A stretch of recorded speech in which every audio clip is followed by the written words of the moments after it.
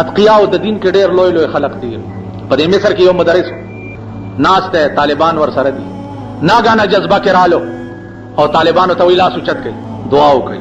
طالبانو لا سوچت ودا دعا وکړي چې ما چې څومره اعمال کړی دي کپدې کې یو عملم داسي وي چې داغه په سبب به جنت تزم، یو عمل نو الله دې هغه زما عمل ابو طالب صاحب تور کی هغه دې جنت تبوزي او داغه په ځای دې ما خدای ټول عمر په جهنم. عالم دې او په درس کې دعا کوي د طالبانو په منځ. طالبان حیران شو چې حضرت دا څه کوي، ولو کوي دعا چې یا الله زما عمل ابو طالب تور کې جنت تواسته او داغه په ځای ما ابد الاباد د پاره په جهنم کې واچ.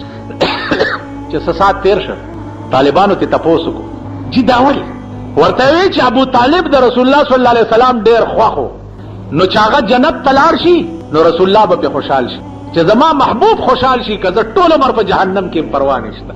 تاسو خیال راغی ټول